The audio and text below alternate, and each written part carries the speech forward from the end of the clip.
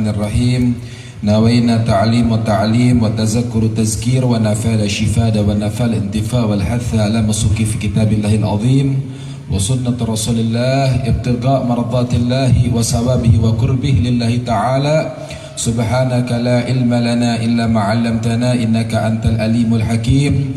Allahumma na'udzubika min ilmin la yanfa' wa min qalbin la yakhsha' wa min nafsin la tasba' wa min da'watin ladhi la yustajabu laha. Amin ya rabbal.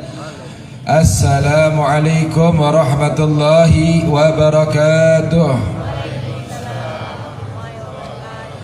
Alhamdulillah, kita sama-sama haturkan rasa syukur kepada Allah Subhanahu wa taala, yang mana Allah Subhanahu wa taala masih memperpanjang pulsa kita.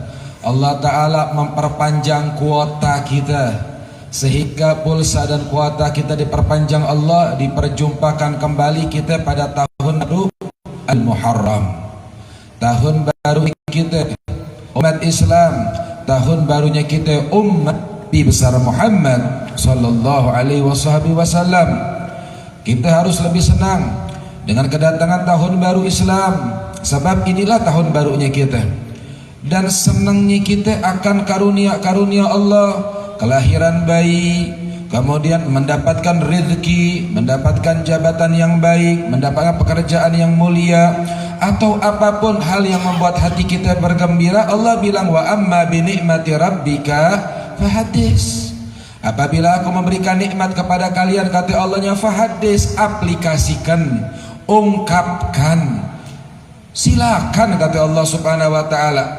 Kita punya istri lahir, punya anak, cemberut, nggak mungkin, nggak boleh senang, bid'ah, syirik, sesat. Istri kita lahiran, kita dapat anak, kita bengong aja ngeliatin gitu, muka kita cemberut, lahir, oh ya udah, nggak mungkin, pasti senang. Manusia pasti senang, dapat hadiah pasti senang, dapat rezeki pasti senang. Apapun karunia Allah, apapun nikmat dari Allah, aplikasikan. Pernikahan, bikin acara pernikahan, senang, silakan. Diperintahkan oleh Allah, silakan. Wa amma bi ni'mati rabbika fahadis. Tapi ingat, selama kesenangan kalian, selama ungkapan kalian, selama kalian mengaplikasikan kegembiraan kalian, di dalamnya tidak ada kemaksiatan. Nikah, rayain boleh enggak? Rayain. Yang cakep pernikahannya, yang indah. Tapi ingat, selama di dalamnya tidak ada kemaksiatan. Lahiran anak, kita senang, kita bersyukur kepada Allah, silakan kita bergembira, tapi dengan bentuk syukur kepada Allah, bukan kemaksiatan kepada Allah. Dan malam tahun baru Muharram, sebagaimana kalau tahun baru Masehi, banyak orang-orang umat Nabi Muhammad mereka merayakannya. Terlebih harusnya tahun baru Islam kita lebih semangat, lebih marak lagi untuk merayakannya. Itu kita punya program di Bogor namanya Pawai Obor. Itu subhanallah, pawai obor, kita bikin obor kurang lebih ada 1000 obor kita siapkan. Tapi subhanallah, karena semangatnya masyarakat di Bogor, dari 1000 obor tersebut jadi 10.000 obor, dari 10.000 obor sampai jadi 100.000 obor. Mulai dari satu masjid di Harakatul Jannah Gadok lampu merah, kita berangkat bawa obor, setiap gang-gang udah ngeluarin obor lagi, terus sampai puncak jalan kaki nggak berasa. Bawa obor kita, bergembira atas karunia Allah, sampainya pada bulan Muharram, diperpanjang umur kita, diperpanjang waktu kita. Kemudian kita baca salawat, baca zikir, ditutup dengan mau'izah hasanah. Silakan, semarakan. Alhamdulillah, nggak berasa kita ketemu lagi di tahun baru Islam. Pengajian kita walaupun sudah lama libur, kita sudah lama nggak ketemu, tapi mudah-mudahan hati kita senantiasa tersambung. Walaupun kita jauh, insya Allah hati senantiasa terhubung. Itu dikatakan kam min gharib ba'id wa kam min ba'id gharib. Berapa banyak orang yang jauh, dia dekat. Orang-orang Mekah, Nabi di Mekah, tapi orang Madinah hati mereka udah nyambung sama Nabi besar Muhammad. Sehingga ketika Rasulullah berhijrah dari Mekah menuju Madinah, mereka menyambut kedatangan Nabi Muhammad, hati mereka sudah terhubung. Kita jauh, tapi insya Allah mudah-mudahan hati kita senantiasa terhubung. Dan kehubungan kita nggak cuma hubungan sebatas di dunia, melainkan hubungan yang kelak akan bersambung sampai di yaumul qiyamah. bawah naungan Nabi besar Muhammad sallallahu alaihi wasallam. Amin ya rabbal. Pertemuan kita terakhir kita sudah belajar ngebuka kitab. Pertemuan kita kapan? Di episode kemarin ya. Kurang lebih baru 5 bulan yang lalu. 5 bulan yang lalu, nggak berasa 5 bulan yang lalu. Alhamdulillah kita kumpul lagi. Kalau kemarin kita ngebahas tentang adab daripada bangun tidur, adab yang diajarkan oleh Imam Ghazali. Sebab kita udah bahas juga sebelumnya bahwasannya setiap apapun yang diajarkan sama Nabi Muhammad di dalam aspek kehidupan kita, di dalamnya ada keberuntungan, di dalamnya ada kesehatan, di dalamnya ada kemuliaan, di dalamnya ada keluhuran, dan di dalamnya ada rahmat dari Allah Subhanahu wa taala. Sebab perkara yang wajib intisari agama, adapun perkara yang sempurna, adapun perkara yang sunnah adalah penyempurna perkara wajib kita. Kita salat, kita nggak tahu salat kita diterima nggak sama Allah, nggak tahu. Kadang kita salat ngadep Allah, hatinya kemana-mana.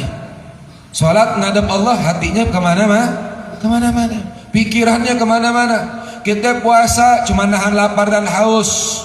Puasa matanya jelalatan lihat yang haram. Puasa telinganya masih suka ngedengar yang haram. Puasa mulutnya masih suka ngomong yang haram. Puasa kita nggak tahu diterima apa enggak. Salat kita diterima enggak sama Allah. Sedekah kita diterima enggak sama Allah, kita nggak tahu. Al-Habib Muhammad Al-Haddar beliau mengatakan, seandainya saya tahu satu ibadah saya, satu amal saya diterima sama Allah, saya akan bikin acara syukuran, memberikan makan kepada orang-orang tarim. Saya sedekahan buat orang tarim. Kenapa? Seandainya saya tahu satu ibadah saya diterima sama Allah. Kita nggak ada yang tahu ibadah mana yang bakal diterima oleh Allah. Nggak tahu, tapi tugas kita dituntut oleh Allah senantiasa berbuat dan berbuat baik, mematuhi perintah Allah dan menjauhkan diri kita daripada apa yang dilarang oleh Allah Subhanahu wa ta'ala. Urusan diterima, urusan Allah. Amin. Sebab kita masuk surga nggak tahu rahmat yang mana kita dapetin. Orang masuk surga dengan apa? Dengan sedekahnya? Belum tentu. Orang masuk surga dengan puasanya? Belum tentu. Orang masuk surga dengan ilmunya? Belum tentu. Orang masuk surga dengan haji umrahnya? Belum tentu. Yang masuk surga dengan apa? Dengan rahmat Allah. Gak tahu yang mana nih rahmat Allah turun bakal kita. Gak ada yang tahu. Itu Habib Ali Al-Habsyi beliau mengatakan dalam maulidnya yang sering kita baca, kam min abad lahu syirril khafil inkyab. Berapa banyak orang kita anggap seorang budak, seorang yang biasa, kadang kita sepelekan di jalanan, kita jumpain tiap hari, kita anggap nih orang sepele. Kenapa? Karena manusia itu fahkum bidzawahir, manusia itu suka tertipu sama penampilan. Ini aneh ceramah di mari, aneh banyak pengen ilmu di mari, belum tentu aneh lebih mulia dari antum, belum tentu aneh lebih baik daripada antum. Tapi karena husnuzonnya antum kepada saya, insya Allah jadi doa buat aneh. Kita nggak tahu. Ente yang duduk di bawah atau mungkin duduk di belakang, mungkin nggak tahu di antara kalian ada orang yang kebagian daripada rahmatnya Allah. Kita nggak tahu. Yang tahu cuman Allah, kedermawanan Allah. Itu berapa banyak kata Rasulullah, falamma at'asa fil abwab law aqsama 'ala Allahi la abarrah. Berapa banyak orang yang datang ke rumah kita, pakaiannya compang-camping, kepalanya berdebu, mukanya dekil. Ini orang selengkean, kita lihat nggak jelas bentuknya. Datang ke rumah kita, bercanda sama kita, main sama kita. Kadang kita sepelekan tuh orang, tapi kata Allah, berapa banyak kata Rasulullah, orang yang semacam ini, lau aqsama 'ala Allahi la abarrah. Kalau dia ngangkat tangannya minta sama Allah, Allah ijabah doanya. Kita nggak tahu. Tugas kita apa? Husnuzan billah wa husnuzan bi ibadillah. Kita dituntut sama Allah, ente husnuzan sama Allah. Setiap apa yang Allah kasih sama kita baik, cakep udah. Dikasih kita minta, ya Allah ane pengen kerja di sini, Allah suruh di situ, oh itu yang cakep kata Allah. Ya Allah ane punya cita-cita ini, Allah kasihnya ini, oh itu yang terbaik buat kita. Husnuzan sama Allah dan husnuzan kepada setiap hamba Allah. Yang harus dicurigai siapa sih? Yang harus kita suuzonin siapa sih? Yang harus kita curigain diri kita sendiri. Yang harus kita suuzonin siapa? Diri kita sendiri. Yang harus kita cari-cari kesalahannya siapa? Diri kita sendiri. Yang harus kita lihat kekurangannya siapa? Diri kita sendiri. Makanya maqam makrifat paling tinggi apa kata Imam Ghazali? Man arafa nafsah arafa rabbah. Orang kalau udah tahu dirinya, banyak sibuk sama introspeksi dirinya, dia akan mengenal Tuhannya Allah Subhanahu wa taala. Semakin dia melihat kepada dirinya, semakin bertambah pengenalan dirinya kepada Allah Subhanahu wa taala. Wa man arafa ghairah, tapi barang siapa kata Imam Ghazali, orang yang sibuk ngurusin orang lain, aibnya orang, salahnya orang, jeleknya orang, keburukannya orang, maka ini orang semakin jauh daripada rahmatnya Allah. Na'udzubillah min dzalik. Nah, ini perkara wajib kita nggak tahu. Ibadah kita diterima, kita nggak tahu. Itu di zaman Nabi ada satu orang wanita tukang maksiat, tukang zina. Ini perempuan ketika meninggal, para sahabat bilang jangan disolatin, biarin aja pasar jenazahnya. Ngapa kita urusin? Kenapa? Dia tukang maksiat, ahli zina. Maka Nabi Muhammad datang, wahai sahabat, ini perempuan dosanya udah diampuni sama Allah. Itu sahabat semuanya langsung tercengang, kaget sahabat, bingung. Ya Rasul, aneh tahu banget nih perempuan tiap hari kerjaannya maksiat. Nabi bilang apa? Allah udah ampuni dosa ini perempuan. Dengan sebab apa ya Rasulullah? Ini perempuan pernah satu kali dia pulang malam hari, dia lihat ada seekor anjing kehausan. Dia kasih minum tuh anjing tersebut, karena kasih sayang dia kepada makhluk Allah, Allah ampunin dosanya. Kita kan nggak tahu kadang-kadang ya. Kita cuma bisa melihat orang itu tuh kadang-kadang baik zahirnya, kita nggak tahu dalamnya. Dan kadang kita melihat orang itu buruk mungkin dia pernah mengerjakan kesalahan, tapi kita nggak tahu, mungkin malamnya taubat sama Allah. Habib Ali Al-Habsyi yang sering kita baca maulidnya, beliau bilang apa? Seandainya aku berjalan dengan sahabatku, di tengah jalan aku melihat dia bermaksiat, kemudian aku berjalan lagi bersama dia, terhalang satu pohon, terpisah dengan dia satu pohon, aku udah yakin dia bertobat sama Allah. Hah? Kok bisa? Baru kicap matanya kehalang sama satu pohon, Habib Ali bilang apa? Ani yakin dia udah tobat sama Allah. Kenapa? Kita nggak tahu. Mungkin orang yang kita lihat kemarin buruk, dia nangis, dia tobat sama Allah, dia menjadi kekasihnya Allah. Kita nggak ada yang tahu. Problem kita ini yang bahaya apa? Merasa baik, merasa benar, merasa bagus, merasa mulia, merasa soleh, merasa solehah, merasa hebat, merasa pintar. Na'udzubillah min. Imam Ghazali bilang apa? Wa in madzadatni ilman zadani fahman bijahli. Aku setiap ngaji, hadir majelis ilmu, ngedengerin ilmu, aku bertambah merasa bodoh. Kenapa? Ternyata masih banyak ilmu yang belum aku ketahui. Ya Rabb, mudah-mudahan Allah Ta'ala senantiasa berikan kita ilmu yang manfaat.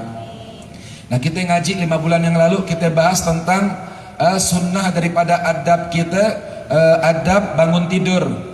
Kita ngaji kemarin tuh 5 bulan yang lalu, masih ingat gak adab bangun tidur? Mudah-mudahan dicatat ya, mudah-mudahan ditulis. Sebab maafin, kalau kita cuma sekedar datang, duduk, abatha, kayak orang yang datang bawa ember bocor, pulang, istrinya nanya, dari mana Pak? Ngaji aku. Sama siapa? Ngaji sama Habib. Di mana? Di gedung runtuh. Balik tengah malam, iyo begadang. Terus oleh-olehnya mana? Nah, bocor embernya. Sayang nggak kira-kira? Itu namanya orang abatha. Orang apa namanya? Orang yang abath. Artinya apa? Pulang nggak bawa apa-apa. Sayang. Wa kullama nufid far wa kullama kutib gar. Apa yang kita tulis, nih itu permanen. Itu ulama kita dulu, Habib Abdullah Al-Haddad, meninggal kurang lebih berapa tahun, Habib? Kurang lebih 312 tahun yang lalu. Habib Abdullah Haddad yang ratibnya sering kita baca, itu kitab-kitabnya kita baca sampai saat ini. Kenapa? Setiap apa yang disampaikan oleh Imam Haddad ditulis sama muridnya. Sampai sekarang tuh keberkahan kita rasa. Syekh Abu Bakar bin Salim juga begitu, setiap ucapannya ditulis sama muridnya, sehingga kitabnya sampai saat ini. Nah kita nih kalau hadir majelis ilmu kayak kita berburu. Ente kalau lagi berburu, ente dapat hewan buruan ente, jangan dilepasin, sayang. Ikat bawa pulang. Ente pergi mancing tuh ke apa? Ancol. Ada Ancol di sini, ane ajak nanti ente. Ada roller coaster. Ini ada Ancol di sini ya.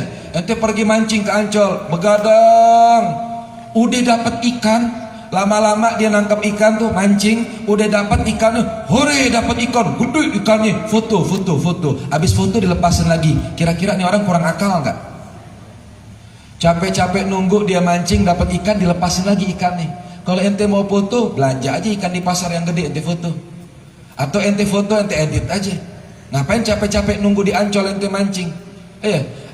Begitu juga orang yang hadir majelis ilmu, kita begadang. Jangan sampai kita pulangnya kita tangan kosong. Pulang kita nggak bawa apa-apa. Apa yang kita tulis, insya Allah kekal selama-lamanya. Kita tulis nyampe sama anak kita, nyampe sama cucu kita. Kita buka lagi buku catatan kita. Oh dulu pernah ngaji begini. Apa yang ditulis permanen. Apa yang kita dengar bakal hilang. Fahim? Mudah-mudahan semuanya dibawa senjata semua kemari, senjata lengkap. Insya Allah yang bawa buku tulis, yang bawa pulpen, yang nyatat ini ilmu, insya Allah pulang dapat hadiah. Mau hadiahnya? Mau hadiahnya? Hadiahnya foto sama Habib Bagir nanti nih, Habib Bagir Alidrus. Ini namanya sama-sama Bagir ya. Atau kalau nggak foto sama Habib Bagir Alidrus, foto sama Ustadz Sofian nanti boleh, gratis. Oh jangan istrinya marah sekarang ya. Iya, nganten baru. Aduh. Ini kalau pengantin baru bawaannya cepat ngantuk bu. Lihat tuh garuk-garuk mata, kucek-kucek.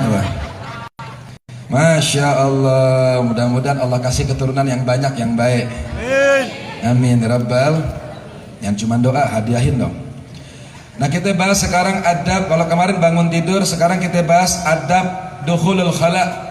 Adabnya masuk kamar mandi. Waduh.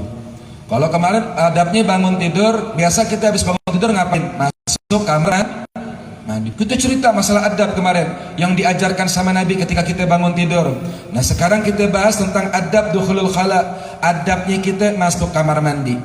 Imam Ghazali mengajarkan daripada apa yang diajarkan oleh Nabi besar Muhammad. Beliau mengatakan fa idza qasadta baital ma' liqada'il hajah faqaddim dukhul rijlakal yuthra wa fil khuruj rijlakal yumna wa la tastahib syai'an alaihi ismullah ta'ala wa ismur rasulihi wa la tadkhula hasirar ra'si. Imam Ghazali ngajarkan kepada kita adabnya Nabi. Kalau ente masuk kamar mandi ada adabnya. Kenapa sebabnya? Sebab kamar mandi itu tempat yang kotor.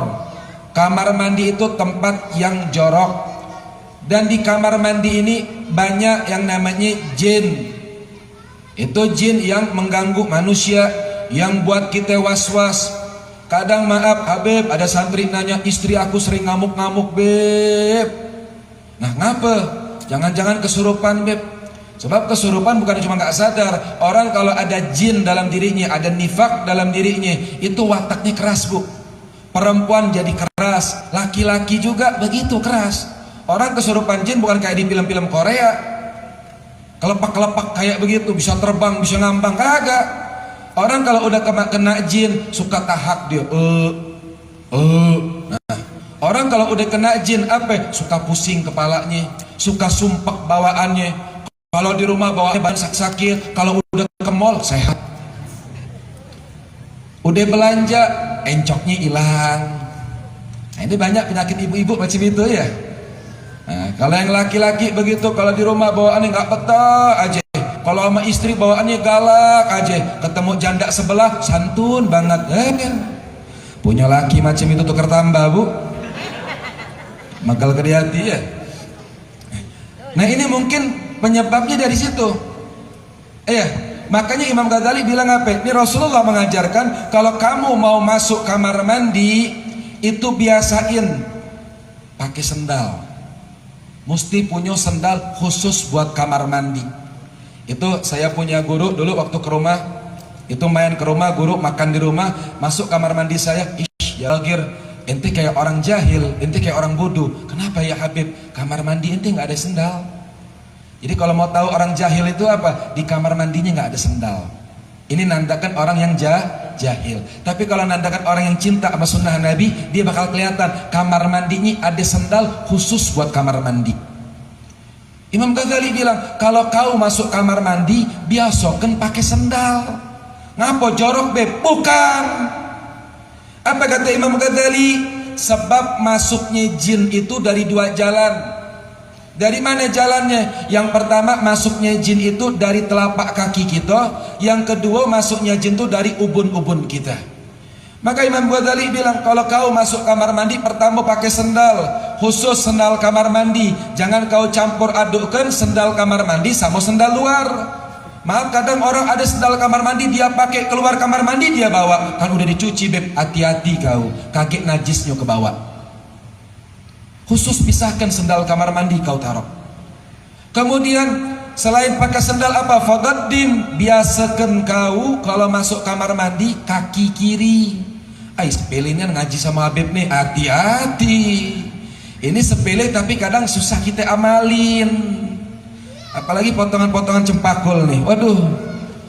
Masuk bukan kaki kiri, bukan kaki kanan. Kadang pala duluan masuk. Ya, ada-ada. Itu biasa kalau masuk kamar mandi itu kaki kiri. Ada satu ulama namanya Syekh Omar Mehdar. Ini beliau ini setiap malamnya bu mimpi Nabi Muhammad bu. Lemak nian. Malamnya mimpi Nabi Muhammad. Kalau gitu kadang-kadang mimpi tagih utang sama uang ya. Ini mimpi Nabi Muhammad tiap malam. Satu malam dia libur nggak mimpi Nabi Muhammad. 2 malam gak mimpi Nabi Muhammad. Seminggu dia dibaikot sama Nabi Muhammad. Nabi gak masuk ke mimpinya. Maka pada minggu ke-7 dia mimpi Nabi Muhammad, nanya, ya Rasul, kenapa seminggu ini engkau tidak hadir ke dalam mimpiku? Maka Nabi Muhammad bilang, ya Syekh Muhdar, kamu dibilang setiap hari mengerjakan sunnahku, tapi minggu kemarin kamu pakai baju tangan kiri duluan, bukan tangan kanan duluan. Kelupaan ternyata Syekh Mudar ini nih. Biasanya dia menghidupkan sunnah Nabi, ada sunnah Nabi yang dia lupakan. Gara-gara itu dia tidak mimpi Nabi Muhammad, dibaikot sama Nabi Muhammad. Jangan biasakan. Kenapa? Karena perkara yang sunnah itu akan menyempurnakan perkara yang wajib dalam kehidupan kita. Orang sholat gak pakai siwak, ame orang sholat yang pakai siwak beda. Tahu siwak? Nih siwak. Orang yang sholat pakai siwak pahalanya 70 kali lipat. Tapi itu galak sepelikan yang namanya siwak ini. Makanya saya senang kalau orang lihat di kantongnya ada siwak. Apalagi para perokok, kau mesti seimbang. Ada yang makruh, ada yang sunnah. Kadang orang laki zaman sekarang kalau rokok ketinggalan di rumah, balik lagi dia muter bu. Tidak ada rokok pening, bukannya sumpah. Tapi kalau kau tidak punya siwak, biasa baik. Padahal ini siwak menjadi sebab husnul khatimah dan rokok menjadi sebab su'ul khatimah. Biasa ke pakai siwak. Nah, orang yang sholat pakai siwak bakal nyempurnakan sholatnya. Itu orang pakai siwak 70 kali lipat. Kemudian dia wudhu dengan sunnah-sunnahnya, Allah lipatkan 70 kali lipat. Berapa besar pahala yang kita raih karena sunnahnya Nabi Muhammad. Makanya Allah bilang, kalau kau ingin mendapat pintu rahmatku, kalau kau ingin menjadi kekasihku. Kekasih siapa? Kekasih Allah. Kalau kita diakui dekat sama bupati, biasa. Aku kenal sama bupati, biasa. Aku kenal sama presiden, biasa. Tapi kalau presiden kenal sama dia, luar biasa. Kalau bupati kenal sama dia, luar biasa. Ini Allah cinta sama dia, Allah senang sama dia. Apa pintunya? Apa aksesnya? Apa caranya? Qul in kuntum tuhibbunallaha fattabi'uni. Kalau kau pengen jadi kekasih Allah, aku cinta kepada engkau, aku senang kepada engkau, maka ikuti sunnahnya Nabi Muhammad. Kemudian kalau kita masuk kamar mandi, biasakan kaki kiri.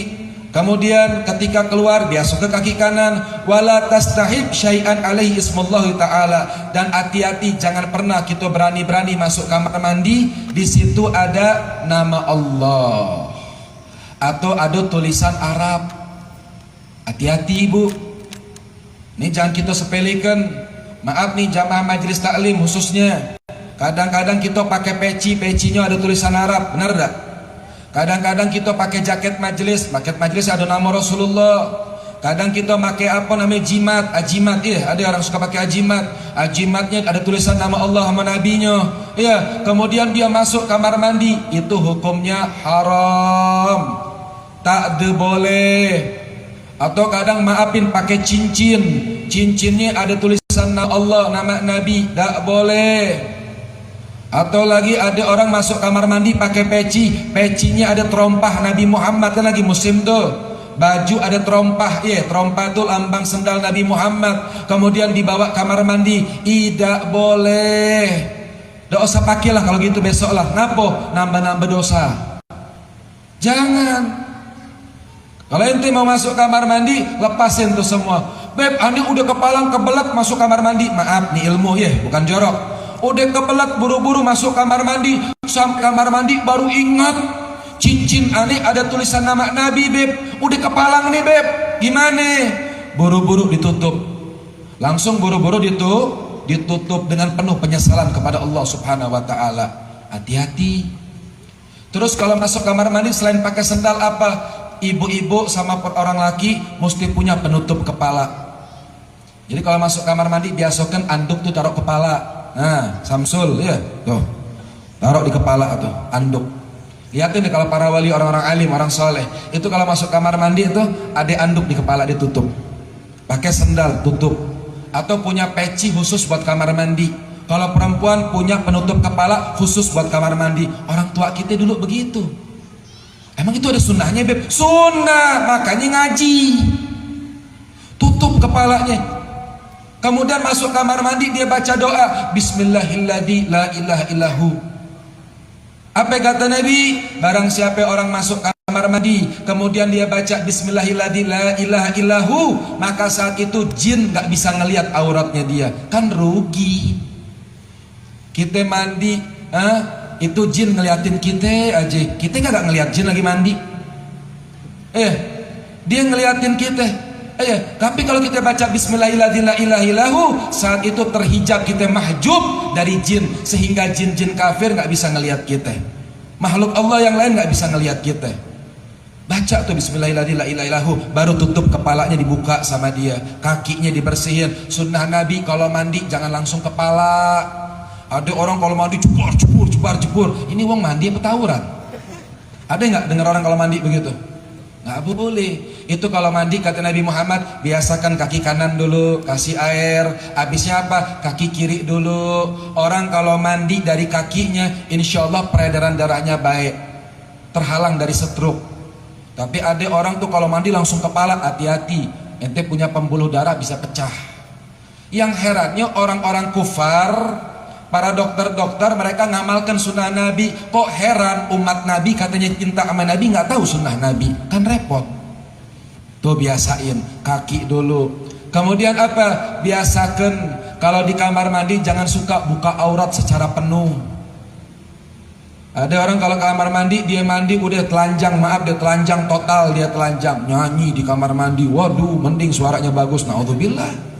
Itu makruh. Orang yang lama di kamar mandi menyebabkan fitnah. Lama-lama di kamar mandi itu nggak baik, aib. Apalagi orang yang suka nyanyi di kamar mandi, likasratil qulub, hatinya keras nih orang. Tanda orang hatinya keras mau tahu, di kamar mandi suka nyanyi deh. Apalagi siul. Kamar mandi pelan-pelan. Kemudian apalagi itu biasakan juga nutup auratnya sebagian. Punya kain untuk mandi. Punya enggak kau kain buat mandi? Gak heran kalau ngapal, baru sekarang nih ngapal, besok lupa. Hitung duit cepet apalnya ya. Kalau udah yang lain, urusan yang lain kayak cepet lupa. Aku nih baca Quran beb, lupa terus beb. Ngaji lupa, udah ingat-ingat beb. Gak heran, kenapa? Suka ngelihat aurat, baik aurat orang lain maupun aurat diri sendiri. Ada sahabat Nabi namanya Sayyidina Ali, gelarnya karramallahu wajhah, Allah muliakan wajahnya. Kenapa? Sayyidina Ali nggak pernah melihat aurat dirinya sendiri. Auratnya dewek nggak pernah dia jingok. Kalau kita aurat dewek ke wajah ngobrol, kan error. Na'udzubillah, amin dzalik. Itu biasakan ya, ada kain buat mandi sampai pusar dia mandi tuh, subhanallah. Itu kemudian lagi Dikatakan lagi waqul inda dukhul bismillahi a'udzubillahi minarijsil najisil khabis al-muhbis syaitonir rajim. Baca juga, ya Allah aku berlindung kepada Engkau ya Allah daripada najis al-khabis al-mukhbis dan daripada bisikan yang menggangguku ya Allah asyaitonir rajim, daripada godaan syaitan yang terlaknat, yang terkutuk. Kemudian juga tuh kalau habis istinja baca juga Allahumma tahhir qalbi minan nifaq wa hassin farji minal fawahish. Biasain tuh kalau lagi istinja kita baca, ya Allah sucikan hatiku daripada penyakit nifak. Orang munafik, tahu orang munafik depan lain belakang lain, depan muji belakang ngataui. Nah, ini tanda orang nifak. Atau orang nifak itu apa tandanya apa? Sama Allah nggak ada kesungguhan hatinya. Itu baca tuh, ya Allah, Allahumma tahhir qalbi minan nifaq wa hassin farji minal fawahish. Ya Allah sucikan hatiku sifat munafik ya Allah, dan jagalah kemaluanku ya Allah daripada suatu hal yang dapat membahayakan. Itu kata Imam Abdullah Haddad mengatakan, barang siapa orang baca doa itu kalau istinja tuh, kalau dia baca doa itu tuh, itu menjadi sebab Allah Ta'ala mensucikan hatinya dan menjauhkan diri daripada penyakit. Tuh subhanallah, istinja diajarkan sama Nabi Muhammad. Kemudian lagi itu diajarkan juga, kemudian diajarkan lagi wayan bagi antu'id dan nabla qabla qada'il hajah Allah tastanji bil ma' fi mawdi'i qada'il hajah. Dan juga ente jangan sekali-kali kalau qada'il hajat, buang hajat tadi kata Habib Bagir, di tempat air yang bergenang. Bima'in nabal, ada air yang bergenang ya. Maafin, ini ilmu nggak ada jorok ya. Kadang kalau kita di rumah-rumah kita tuh kita punya septic tank, toilet, itu kadang-kadang suka ada air bergenang, bener nggak? Ada orang kadang suka kencing langsung ke situ, itu nggak boleh. Itu tempatnya jin. Kencing ke situ nggak boleh. Atau berkencing di tempat yang keras, jamit, nggak boleh. Makanya orang tua kita dulu pinter banget, keramik sampai miring. Ini kenapa masangnya miring? Tuh pinternya orang tua kita dulu. Kalau kita sekarang yang penting rumah indah, cakep, sunnah nabinya hilang. Itu miring, dikasih miring biar apa? Biar kita punya najis nggak kemana-mana. Dan itu kata Rasulullahnya, berapa banyak orang ngerasain pedihnya azab kubur. Penyebabnya kenapa? Penyebabnya dia nggak bersih dalam istinja. Penyebabnya azab kubur apa paling banyak? Penyebabnya karena orang itu nggak suci dengan baik dalam istinjanya. Kemudian lagi dikatakan juga antastabri'u minal baul bitanjir wa natar. Dan biasakan kalau kita buang hajat kecil maupun buang hajat besar, itu biasakan istibra. Tahu nggak istibra? Istibra itu berdaham. Disunahkan 3 kali. Daham dia. Mau laki mau perempuan disunahkan istibra 3 kali. Orang yang buang air kecil dia istibra, itu semua kotorannya hilang. Cobalah praktek yuk abis ini. Kita ambil kapas di rumah kita buang air kecil. Habis buang air kecil taruh di kapas di ujungnya. Taruh tuh kapas, kita diamin. Kita bangun dari tempat kencing kita keluar, kita periksa lagi tuh najis masih ada, keluar lagi. Sisa-sisa daripada kotoran. Tapi kalau orang istibra, itu insya Allah nggak keluar lagi sisa-sisanya. Dan orang yang kencingnya istibra itu jauh daripada penyakit ginjal. Biasakan istibra itu sunnah Nabi Muhammad sallallahu alaihi wasallam. Kemudian kata Imam Ghazalinya apa? Wa in kunta fi sahra fa'bud an 'ainil nadirin. Kemudian jangan suka kencing di tempat umum. Ada nih kadang-kadang kepepet beb kencing di tempat umum. Ada nggak dibolehkan kata Rasulullah sallallahu alaihi wasallam, makruh. Ada orang kadang-kadang saking kebelatnya udah gak kebelat deh, di tempat umum dia kencing.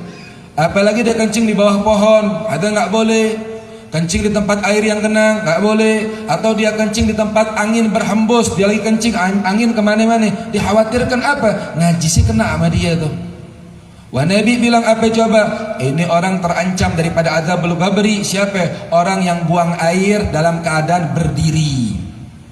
Wah, orang yang kencing dalam keadaan berdiri ini ada dikatakan dalam kitab Wadil Khadarah bahwasannya orang yang kencing dalam keadaan berdiri ini orang yang gampang kena penyakit ginjal. Ada nggak boleh. Itu kalau kencing biasa paha kirinya turun, paha kanan di atas, disunahkan sama Nabi. Duduk kencingnya aja diajarkan sama Nabi Muhammad sallallahu alaihi wasallam. Kemudian lagi wala tabul qaiman, jangan sekali-kali kau kencing berdiri illa an darurah, kecuali dalam kondisi yang memang udah darurah. Wajma' fil istinja bainal istimalil hajar wal ma', dan biasakan kalau ente mau buang hajat, ente persiapkan air, atau kalau nggak ada air biasakan bawa batu. Memang di kita sih air banyak di Indonesia ya. Kalau di Jazirah Arab kadang-kadang kita mesti bawa batu buat buang air. Kemudian lagi wa in aradta taril alal hajar fa alayka an tastamil salasa ahjar. Wa kadzalika tamsahul ghadib fi thalathati al-mawadi' al-hajar fa in lam yahsul infaq bi salasati al-ahjar fatammim khamsa aw sab'a ila an tunqa bil autar. Ini kita enggak bahas, kita lewat masalah bersuci dengan batu. Ya, karena di sini jarang orang bersuci dengan batu. Tapi enggak boleh kita suka bersuci dengan tisu. Maaf. Ini maaf. Banyak kaum perempuan kita kadang-kadang kalau bersuci dia pakai tisu. Ada enggak boleh. Kita masih bawa najasah. Terus Beb gimana Beb? Kok artis-artis K-pop idola kita Beb? Artis-artis tuh orang-orang sekarang kadang-kadang pakai tisu Beb, sengaja biar sholat ente nggak diterima sama Allah. Sengaja ente biar bawa najasah. Terus gimana? Biasakan kalau perempuan itu habis dia bersuci tetap dia menggunakan air, baru setelahnya boleh. Mau pakai tisu, pakai anduk silakan. Maaf ya. Tapi kalau langsung dia bersuci pakai tisu, mau laki mau perempuan, maka dia masih bawa namanya najasah. Karena orang boleh bersuci dengan air atau dengan air yang dengan benda yang dapat menyerap air. Seperti apa? Batu. Kalau batu dapat menyerap air. Insya Allah semuanya paham ya. Insya Allah. Kemudian lagi Nabi Muhammad SAW bilang apa? Biasakan juga kalau ente bersuci di kamar mandi, jangan pernah kita meninggalkan siwak. Tuh siwak selalu diingat dalam kitab Imam Ghazali. Mau salat siwak, mau kencing kita siwak, mau wudhu kita siwak, mau mandi wajib kita siwak. Di kamar mandi kita gunakan siwak. Ada kenapa? Sebab kata nabinya law an asyugga ala ummati lawajabat bisiwak. Seandainya aneh enggak ngebebankan daripada umatku, maka aku wajibkan dia untuk bersiwak. Wallahu a'lam bisawab. Terakhir 15 menit ada pembahasan juga yang menarik. Ini kita masuk daripada bulan Muharram. Insyaallah enggak lama lagi kita masuk 10 Muharram. Ada apa 10 Muharram? Ya Rabb, mudah-mudahan semua jamaah yang hadir di sini bisa dapat kemuliaan pada bulan Muharram. Amin. Itu dikatakan, diajarkan kita sama Nabi, itu kalau masuk bulan Muharram kita baca doa daripada doa akhir tahun. Kemarin baca nggak kita? Dibacanya kapan? Ba'da asar. Kemudian baca doa awal tahun kapan? Itu habis ketika adzan maghrib. Karena perubahan kita ini dari hari pertama ke hari berikutnya dalam Islam kapan? Dari ba'da asar sampai ba'da maghrib. Makanya kalau ada orang takbiran malam Idul Adha atau Idul Fitri, itu kapan boleh mulai startnya? Ketika sudah mulai ba'da maghrib. Ada orang besok lebaran itu sorenya udah takbiran, nggak boleh. Habis maghrib baru boleh dia takbiran. Nah ini kalau kita masuk daripada awal Muharram, itu disunahkan kita berpuasa. Kapan berpuasanya? 9 sama 10 Muharram. Ngapa lah Bib 2 hari Bib? Karena dulu Nabi ketika hijrah dari Mekah menuju Madinah, Nabi ketemu orang Yahudi. Itu orang Yahudi ketika masuk 10 Muharram atau 10 Asyura, mereka berpuasa. Nabi nanya, ngapa lah orang Yahudi berpuasa? Dijawab sama sahabat, ya Rasul, mereka merayakan bersyukur kepada Tuhan bagaimana Allah Ta'ala menyelamatkan Nabi Allah Musa daripada kaum Fir'aun, daripada Bani Israel. Apa jawaban Nabi Muhammad? Kita umat Islam lebih berhak lagi kepada Nabi Allah Musa. Dan pada 10 Muharram Allah Ta'ala menerima taubatnya Nabi Adam. Pada 10 Muharram Allah Ta'ala mempertemukan Nabi Adam dengan Siti Hawa ketika turun ke alam dunia. Pada 10 Muharram Allah menyembuhkan penyakit Nabi Allah Ayub. Pada 10 Muharram Allah Ta'ala menyelamatkan Nabi Allah Ibrahim. Pada 10 Muharram Allah Ta'ala mendamparkan daripada perahunya Nabi Allah Nuh selama 73 hari terdampar di laut, ketika itu dunia tenggelam. Nabi Allah Nuh. Pada 10 Muharram juga banyak peristiwa-peristiwa yang agung, peristiwa-peristiwa yang mulia. Maka disunahkan berpuasa 9 sama 10 Muharram. Kenapa? Agar berbeda sama orang-orang Yahudi. Terus ketika masuk 10 Muharram, ibu bapak mandi sunnah. Saya niat mandi sunnah mengagungkan 10 Muharram. Mandi kita bu, mandi sunnah. Terus habis mandi sunnah apalagi disunahkan? Motong kuku bersih-bersih. Habis mandi sunnah motong kuku. Habis motong kuku ngapain lagi? Habis motong kuku pakai kuhul. Tahu kuhul? Pakai celak mata. Nah, mau laki mau perempuan pakai celak mata. Orang yang pakai celak mata jauh daripada penyakit mata. Tuh pakai celak mata. Kemudian pakai apa lagi? Wata'attarat, pakai minyak wangi bagi laki-laki. Kalau perempuan pakai minyak wangi cukup tercium oleh dirinya sendiri. Ya. Kemudian pakai apa lagi? Diperintahkan menyambung tali silaturahim. Kemudian 10 Muharram ngapain lagi? Disunahkan juga kita mengunjungi para aulia wassalihin yang masih hidup. Ada guru kita di sini sesepuh siapa? Kita catat agendain 10 Muharram kita patungan yuk kawan-kawannya teman nongkrongnya. Terus beli apa? Beli kain, beli koko, ya, bawa makanan. Kemana kita 10 Muharram? Yuk kita silaturahmi sama ulama-ulama. Biasoken bu, biasoken pak. Itu katanya barang siapa orang 10 Muharram mengunjungi dzara aliman, mengunjungi orang alim, menyenangkan hati orang alim, maka besok dia akan mewarisi keturunan yang soleh dan solehah. Jangan amin, praktek. Ibu punya kawan 10 orang, yang lanang punya kawan 10 orang, ngumpul yuk, kita kemana? Oh ke rumahnya Ustaz Hasan yuk. Oh kemana? Oh ke tempatnya Ustaz ini yuk. Guru-guru kita kunjungin yuk. Datang ke sana ngapain? Minta nasihat sama beliau. Habis minta nasihat, minta doa, baca qasidahan bareng-bareng, kemudian berikan hadiah, pulang ke rumah ulama berikutnya. Kemudian disunahkan apa lagi? Ya, pada 10 Muharram kemudian kita disunnahkan juga untuk membaca Qul huwallahu ahad sebanyak 1000 kali. Barang siapa orang yang baca Qul huwallahu ahad 1000 kali pada 10 Muharram, maqbulul hajat inda maulah. Doanya kepada Allah diijabah tuh malam. Baca Qul huwallahu ahad 1000 kali, kalau baca 1000 kali baru dia baca doa. Kemudian pada 10 Muharram juga dianjurkan oleh sebagian ulama dalam riwayat mengatakan baca hasbunallah wa ni'mal wakil, ni'mal maula wa ni'man nasir sebanyak 73 kali. Barang siapa orang 10 Muharram baca hasbunallah wa ni'mal wakil, ni'mal maula wa ni'man nasir sebanyak 73 kali, amana minal bala fis sanatil madiyah wa fis sanatil atiyah, dijauhkan dari bala, dari musibah setahun ke depan.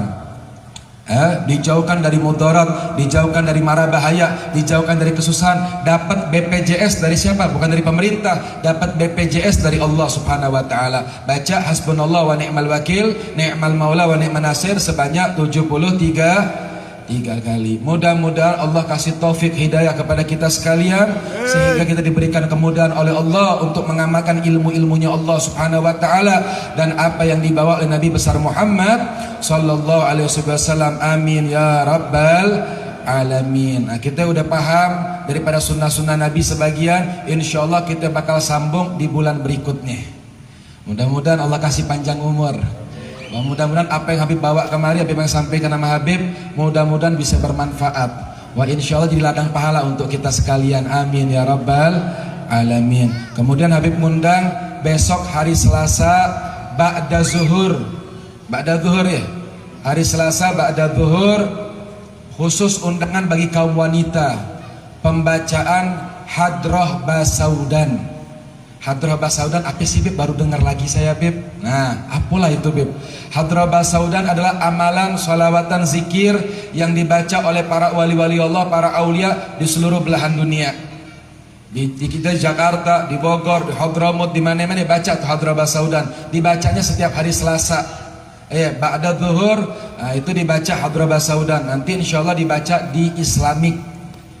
Silakan yang perempuan yang mau hadir, ajak sahabatnya, ajak kerabatnya, biar kita mengenal Hadrah Basaudan, kita bertawassul kepada Allah dengan berkat para aulia wassalihin, mengagungkan nama-nama mereka, bermunajat kepada mereka. Insyaallah Allah Ta'ala mengijabah setiap doa dan harapan kita. Amin ya rabbal alamin. Mudah-mudahan Allah Ta'ala jadikan ini majlis bertambah barakah, bertambah makmur, bertambah baik dan memberikan kebaikan, dan Allah Ta'ala berikan kepada kita kemudahan di dalam menjalankannya, di dalam berkhidmat di dalamnya, amin rabbal alamin.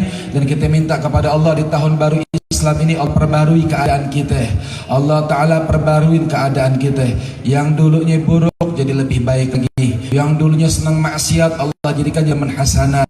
Ya Allah ya muhawwilal ahwal, hawwil halana ila hasanil hal bihaulika wa judika ya aziz ya muta'al. Allahumma la tada' zanban illa ghafartah, wa la hamman illa farajtah, wa la daynan illa qadaitah, wa la maridan illa syafaitah, wa la hajat fi dunya wal akhirah illa qad amiltah. Ya qadiyal hajat wa ya sami'ad du'a wa ya ghafiradh dhunubil khati'ah. Ala ya Allah binazrah minal 'ainir rahimah tudawi kull nabi min amrin sagimah. Ya muyassir kulli wa jabir kulli qasir wa sahab kulli farid wa ya mughni kulli faqir wa ya muqawi kulli dhaif wa ya ma'mana kulli mukhif. Ya sir ana kulli yasir fatayasir alayka sir bi rahmatika ya arhamar rahimin. Terakhir kita mintakan tasmiyah kepada Haji Abu Bakar Jomali. Bismillah.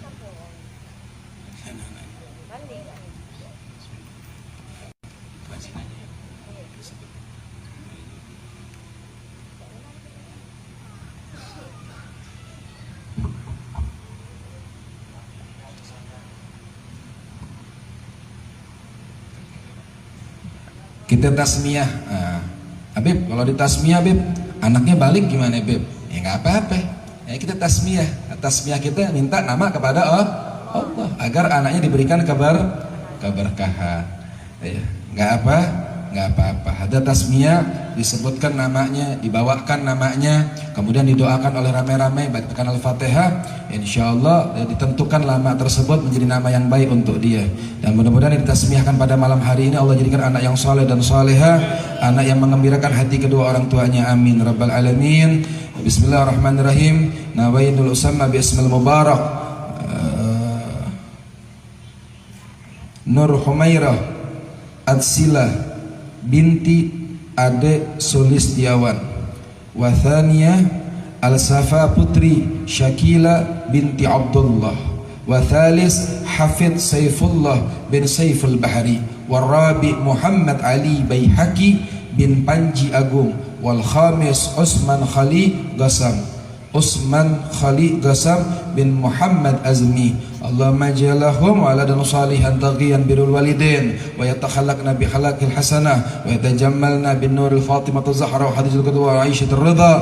Allahumma ja'al auladana nafarrah quluba sayyidina Muhammad wa ja'alna rizqan halan tayyiban mubarakan idfa'na minal bala wal baba wal baliyah bi rahmatika ya arhamar rahimin. Wa ila hadratin nabi. Al-Fatihah.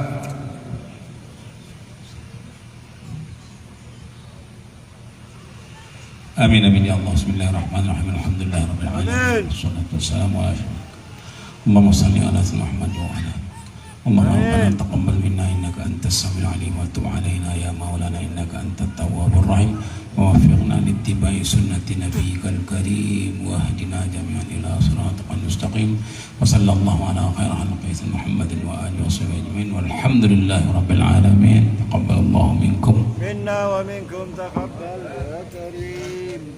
Walhamdulillahi rabbil alamin. Ya Rabbana tarafna bi annana tarafna wa annana ashrafna ala ladha ashrafna fatub alayna tawba taghsil كل حوبا واستر لدى العورات وآمن الروات واغفر لوالدينا ربي ومولودينا والآل والإخوان وسائر الخلان وكل ذي محبة أو جيرة أو صحبة والمسلمين أجمع أمين ربي أسمع فضلا وجودا منا لا باكتسابه منا بالمصطفى الرسول نضى بكل سولي صلى وسلم ربي عليه عد الحب وآله وصحبه إداد طاس صحبي والحمد لله في البضء والتناهي يا الله لنا بالقبول الله قبول